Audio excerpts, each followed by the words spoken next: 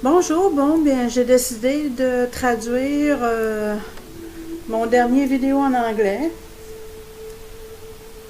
concernant l'âme versus le nouvel âge.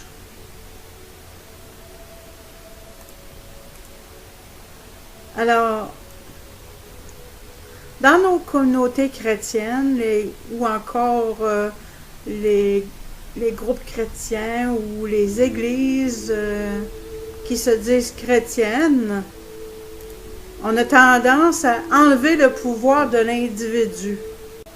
Pourquoi? Bien d'abord, évidemment que le pasteur veut contrôler, n'est-ce pas?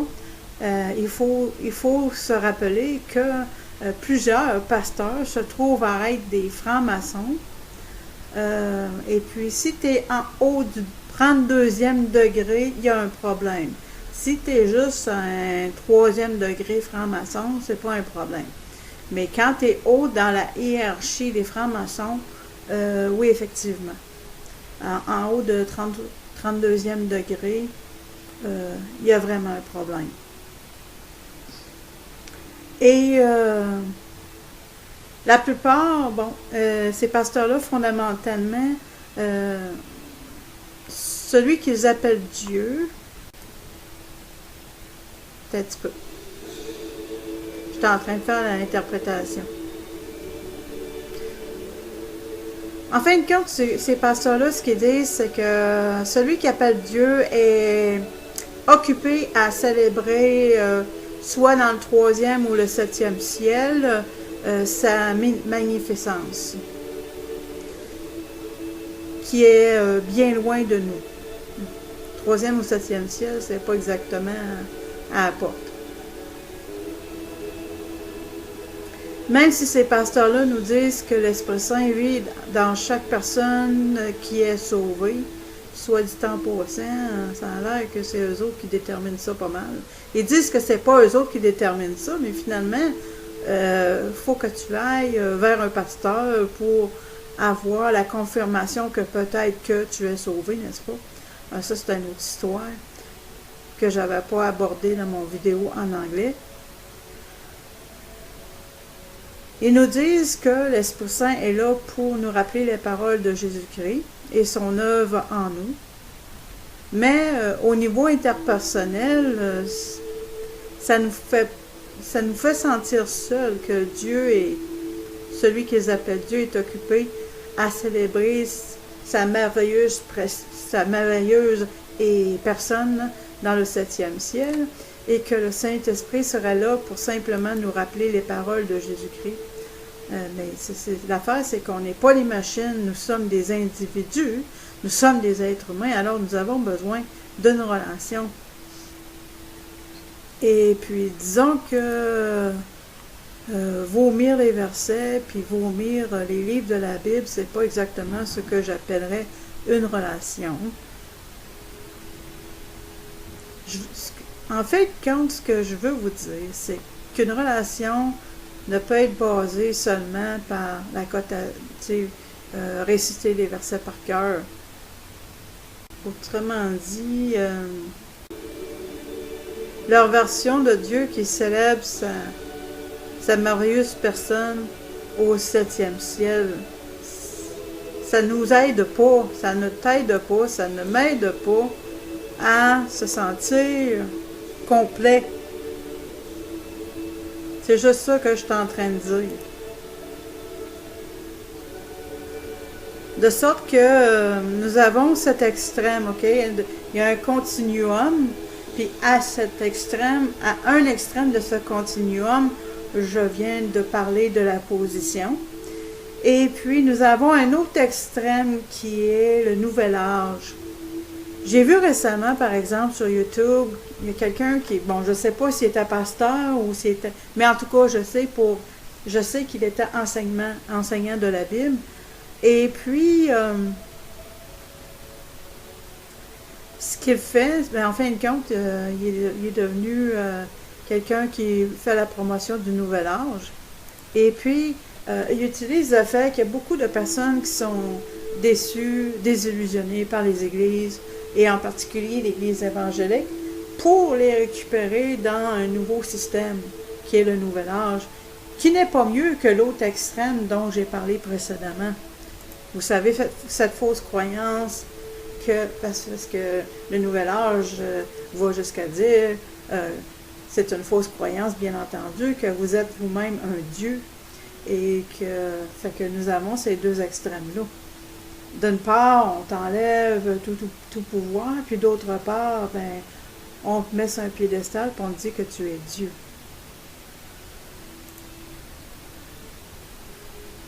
Aussi, ils font la promotion des maîtres ascendants.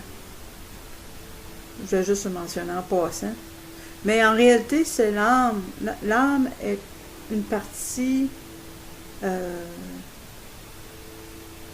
c'est une partie que...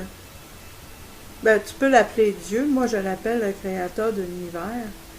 Alors, l'âme est la partie que Dieu, en tout cas d'après ce qu'ils nous disent, ils nous enseignent, ils nous parlent beaucoup de l'âme, n'est-ce pas? Comment est-ce que l'âme a besoin d'être sauvée? Alors, je parle de l'âme présentement. Et la partie que Dieu nous a mis à l'intérieur de nous, c'est une partie de lui-même qui a mis à l'intérieur de nous. Et ça ne fait pas de nous des dieux. Cette partie de nous-mêmes, je tiens à répéter que ce n'est pas parce que Dieu nous a donné une partie de lui-même en nous qu'ils appellent âme. On va revenir plus tard sur la terminologie. Que ça fait de nous des dieux. Je veux que ceci soit très clair. Parce que je suis contre la promotion du Nouvel Âge, mais je suis aussi contre le fait que les pasteurs nous enlèvent tout pouvoir, finalement. Il faut même aller les voir pour finalement... ils vont pas dire « oui, tu es sauvé », ils vont pas en faire la confirmation. Ben, ils vont pas en faire l'affirmation, mais disons que ils vont te dire « je crois que tu es sauvé ». Il faut même aller... Dans leur système, il faut même aller vers les pasteurs pour avoir une validation que l'on est sauvé. Ça, j'ai pas parlé de ça dans mon vidéo anglais, puis ça me vient à l'esprit aussi que supposément que si tu te fais baptiser dans une autre église ou même dans une rivière, ben c'est pas correct. Il faut que tu sois baptisé dans leur église. Hein, fait qu'ils contrôlent bien les affaires, finalement. Fait que...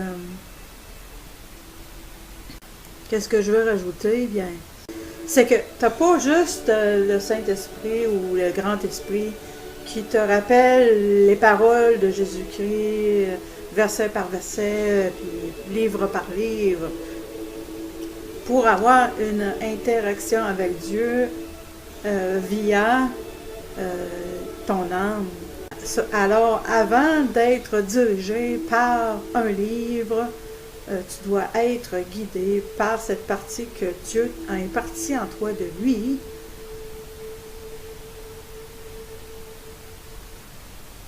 Et puis, pourquoi est-ce que je dis ça? Ben, c'est parce que la plupart des chrétiens, en général, ils ne veulent pas réaliser que le vrai Jésus-Christ ne s'est pas incarné lui-même dans un livre, mais dans la chair humaine. De la même façon que le Créateur a imparti une partie de lui-même en toi. Et tu n'es pas un livre, n'est-ce pas? Tu es incarné, cette âme est incarnée dans la chair humaine, n'est-ce pas? Alors, qu'est-ce que je veux dire d'autre? Il m'est venu à l'esprit qu'en général, les chrétiens disent que lorsqu'un enfant meurt ou qu'un adolescent meurt avant l'âge de raison, qu'ils vont automatiquement au ciel, OK? Et je ne doute pas ça du tout, je veux mettre ça bien clair. Ce n'est pas du tout ce que je remets en cause. Ce que je remets en cause, cependant, c'est que si vous êtes né dans le péché, comment pouvez-vous aller au ciel avant l'âge de raison? Tu vois où est-ce que je m'en vais avec ça? Parce que si vous êtes né dans le péché depuis la première journée de ton existence, Parce que dès qu'on commence à respirer, les enfants et les adolescents, bien, ils n'iraient pas automatiquement au paradis s'ils étaient nés dans le péché. Même si avant l'âge de raison, on ne peut pas prendre une décision pour soi-même, il reste que si on était des gros pécheurs dès la première journée que l'on est, la première journée qu'on arrive, et la seconde qu'on commence à respirer, ben il y a un problème. Ces pasteurs-là vont avoir à m'expliquer ça.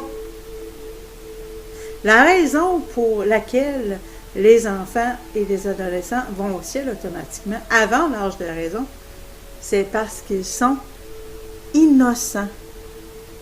Je le répète, c'est parce qu'ils sont innocents. Si nous étions perdus le jour de notre naissance, ben, il n'y aurait pas les enfants ne pourraient pas aller au ciel avant l'âge de raison. Si nous étions perdus depuis le jour de notre naissance, ben, il n'y a personne qui irait automatiquement au ciel avant l'âge de raison. Alors, pourquoi ces pasteurs nous disent que depuis la première journée de notre existence, depuis le temps que nous avons commencé à respirer, que nous sommes perdus, alors qu'en fait, les enfants et les adolescents qui meurent avant l'âge de raison vont automatiquement au paradis? Ils vont devoir m'expliquer ça. Pour moi, quelque chose est louche ici. Et j'ai déjà expliqué pourquoi est-ce que la raison pourquoi est-ce que les enfants et les adolescents vont au paradis. Je n'ai pas besoin de me répéter.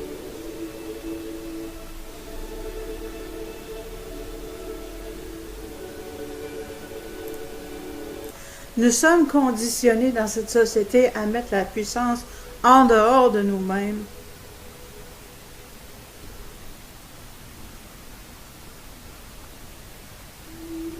On est rendu impuissant dans cette société. Et puis évidemment que les pasteurs ne nous aident pas, bien entendu, parce qu'ils veulent notre argent, n'est-ce pas? C'est pourquoi est-ce qu'ils vont contribuer à nous faire sentir impuissants en nous disant que le Créateur est occupé à célébrer sa magnificence dans le 7e ciel et que nous sommes nés pécheurs aussitôt qu'on a commencé à respirer. Nous étions, dès que nous avons commencé à respirer, nous étions des terribles pécheurs, terribles pécheurs. Parce que, évidemment, on a commencé à respirer de l'oxygène. Nous avons commencé à consommer de l'oxygène gratuitement. Hein?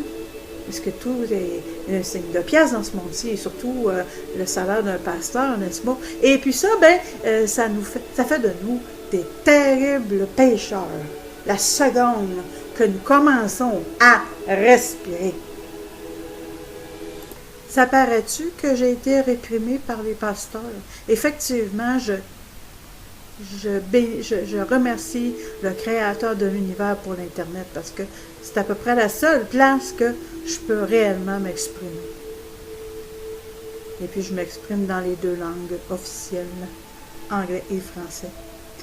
Et bien entendu, ces pasteurs connaissent tout, n'est-ce pas? Ils ont une connexion directe avec Dieu à un tel point qu'ils prennent leur café le matin avec le Dieu Tout-Puissant.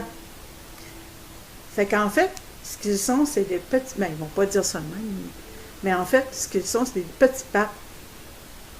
Si tu connais quelqu'un qui a une connexion directe à un tel point que lorsqu'ils commencent à ouvrir leur bouche, ils parlent la parole de Dieu.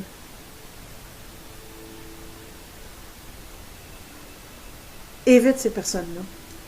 Il n'y a personne sur la planète Terre qui, chaque mots qu'ils émanent de leur bouche, c'est la parole de Dieu.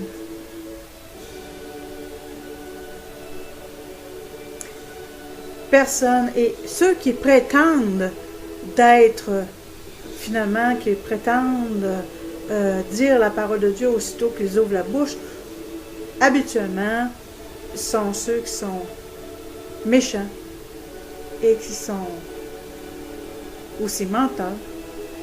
Et puis ils veulent que tu les mettes sur un piédestal, right? Je ne suis pas la grand-mère de Dieu, mais j'ai appris que quand tu demandes à Dieu, tu peux l'appeler Dieu, moi je l'appelle le créateur de l'univers, quand tu lui demandes, s'il te plaît, fais ceci, s'il te plaît, fais cela pour moi, puis supplier. Et je me réfère ici aux besoins essentiels, parce que le créateur de l'univers est bon, et évidemment, bien, une chose que les pasteurs ont bien fait, c'est qu'ils nous ont dit qu'il était bon, puis c'est exact. Sur ce point-là, nous sommes d'accord. Alors, tu n'as pas comment je peux dire, insister, puis, oh Seigneur, fais ceci, fais cela pour moi, je t'en prie, je te supplie, au nom de Jésus-Christ, pour avoir tes besoins et tes prières répondues. Tout ce que tu as à faire, c'est le remercier que ces besoins-là sont déjà comblés. Parce que le Créateur connaît tes prières avant même que tu émanes le premier son de ta prière. Alors, au lieu de supplier le Créateur, remercie-le. Tu peux évidemment, comme j'ai dit tantôt, tu peux l'appeler Dieu si ça te plaît. Par contre, moi je sais très bien que Dieu c'est un titre, mais bon, on ne s'énervera pas avec ça, on ne s'ostinera pas sur des détails comme ça, parce que qu'on l'appelle le Créateur ou qu'on l'appelle Dieu, on sait de qui qu'on parle, n'est-ce pas? Donc, si quelqu'un est bon dans cet univers, c'est le Créateur, alors au lieu de le supplier que tes besoins soient comblés, remercie-le. Parce que, avant même que tu as commencé à prononcer ces mots, tes prières ont été répondues. Évidemment que là, je parle de besoins essentiels et je vais y revenir dans la partie numéro 2 de cette série. Merci de ton écoute. Bonjour, alors je vais continuer mon interprétation de mon dernier vidéo en anglais que j'ai posté.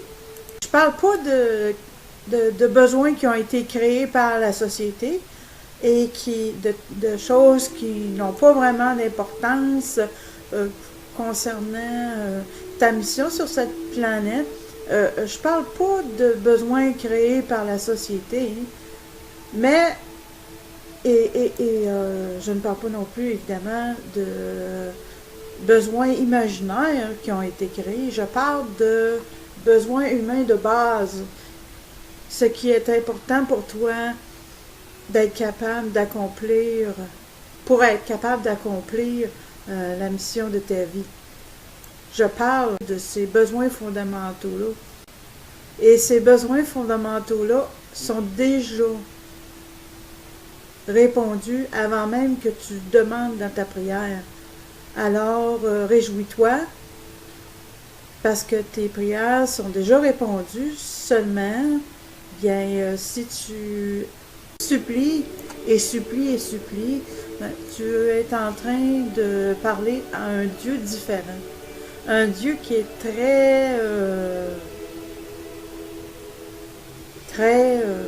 occupé à célébrer sa magnificence dans une galaxie très loin de nous. Ce n'est pas pour rien que les pasteurs veulent qu'on sente que Dieu est loin de nous. C'est parce qu'ils veulent combler le fossé entre nous et Dieu. Mais lorsque tu te rends compte que tu as une partie de Dieu déjà en toi, alors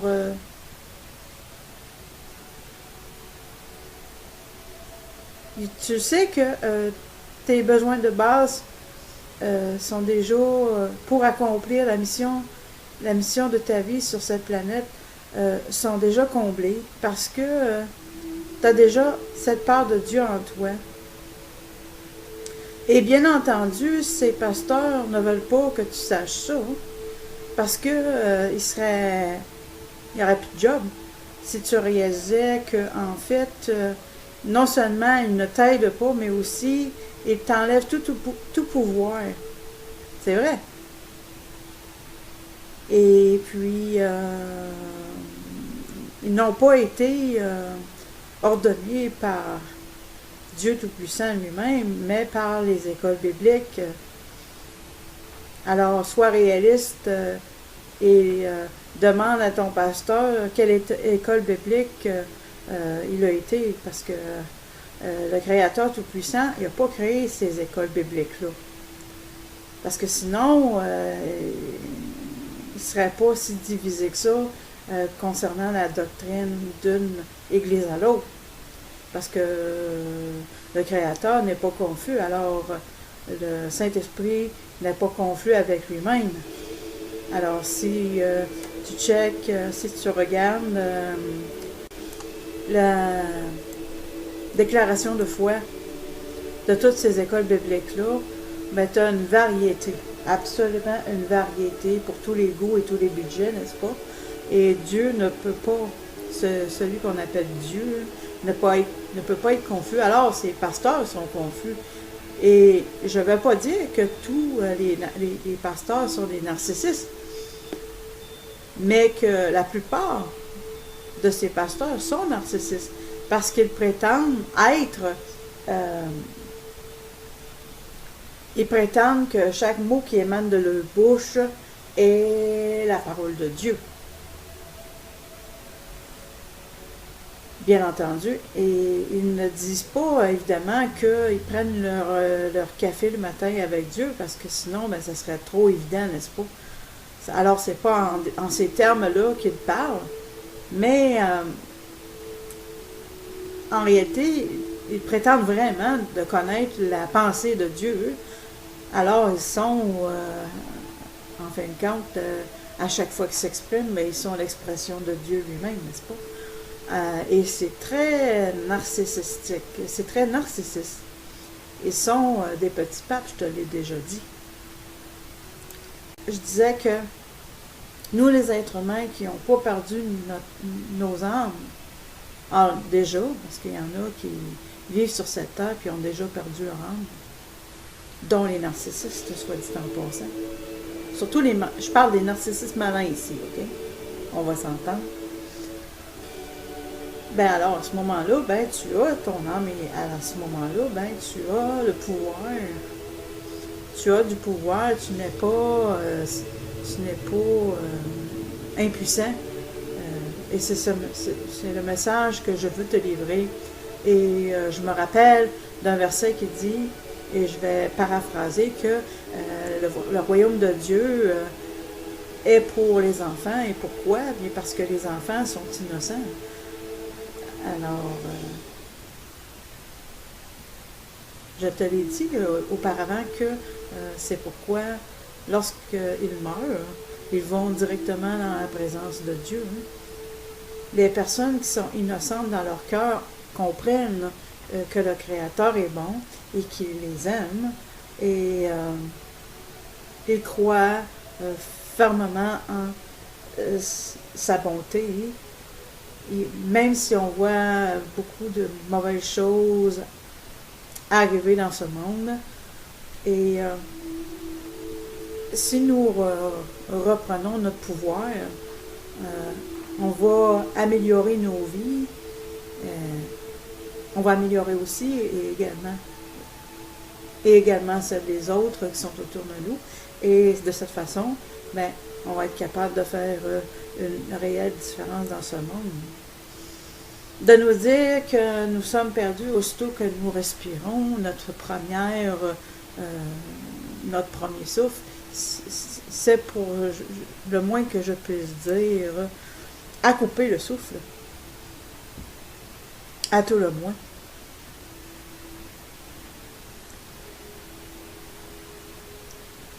La seconde que nous avons commencé à respirer, il nous enlève notre pouvoir. Cependant, le Créateur nous a donné une âme. Et ceci change complètement le décor quand on réalise qu'il y a une part du Créateur qui a mis en nous. Parce que les protestants modernes et les évangéliques modernes tentent de nous l'enlever. Et lorsque nous étions enfants, nous rêvions et en fait, nous étions des rêveurs. Et parce que justement, il y a une partie de Dieu que Dieu nous a, qui a mis en nous, bien, ça fait en sorte que nous avons des rêves merveilleux quand nous étions enfants, n'est-ce pas? Et il semble que la Troisième Guerre mondiale, que Aleister Crowley, en faisant ses mauvais travaux, a provoqué en ouvrant des portails de la Première Guerre mondiale, la Seconde Guerre mondiale et la Troisième Guerre mondiale, qui a été prédit par Albert Pike, qui était 33e degré franc-maçon. Il semble que la Troisième Guerre mondiale est retardée depuis quelques années, je dirais, et j'espère que ça va être encore retardé de plus en plus.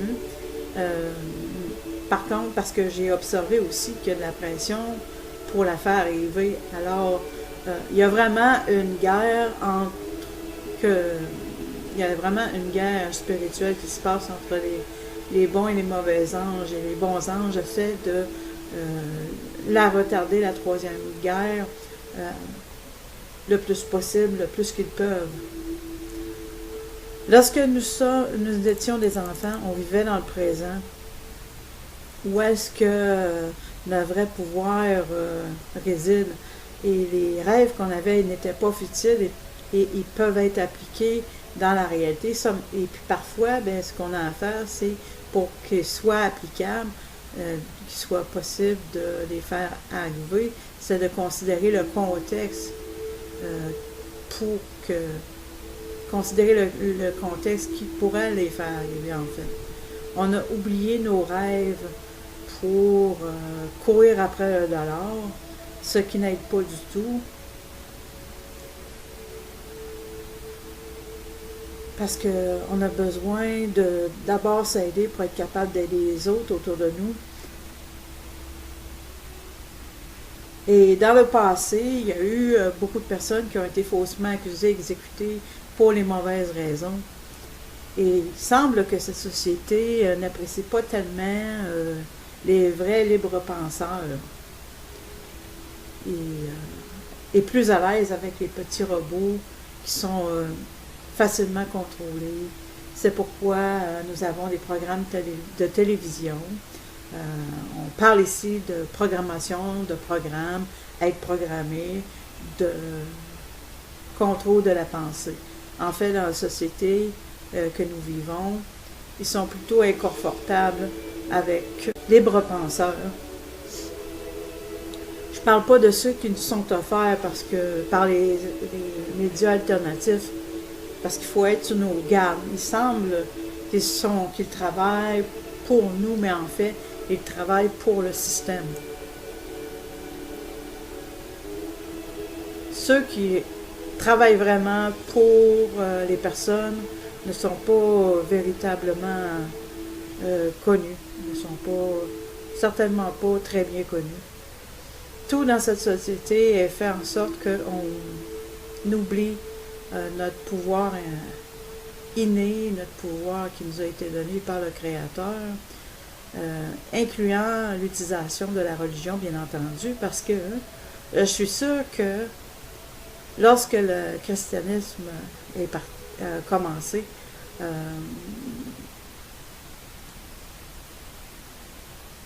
ça a commencé de la bonne façon. C'était vraiment pur au moment où ça a commencé. Mais plus le temps passe, bien plus c'est corrompu, de plus en plus. Et puis ce n'est pas ce que le Christ a vraiment planifié. Je pense que si le Christ reviendrait, il serait crucifié à nouveau. Dans le contexte dans lequel on vit présentement. Tout est fait pour mettre la personne à l'intérieur d'une boîte, façon de parler bien entendu, même en utilisant les livres religieux. Encore une fois, le Christ ne s'est pas incarné dans un livre, mais dans la chair humaine, de la même façon que ce que le Créateur a mis en nous, la partie de Dieu la partie que Dieu a mise en nous n'est pas un livre, mais a été incarnée dans la chair humaine. Je viens de réaliser que par cette image,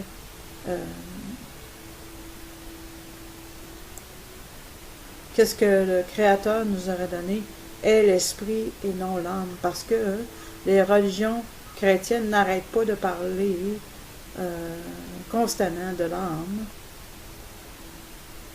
Ils n'arrêtent pas de dire que l'âme doit être sauvée et que l'âme peut être perdue. Je n'ai jamais entendu parler dans les milieux dits chrétiens que l'esprit, c'est la partie de nous-mêmes qui doit être sauvée. Mais si on se réfère à cette image-là, l'esprit est la partie que le Créateur nous a donnée, la partie de lui-même qu'il nous a donnée. Et puis moi, j'ai parlé tout le long de ce vidéo, j'ai parlé de l'âme. Et si cette image est correcte, bien, je suis dans l'erreur. Néanmoins, bien, si je suis dans l'erreur, bien, à ce moment-là, toutes les églises chrétiennes que l'on peut connaître, de tout, peu importe leur dénomination, se trompent largement.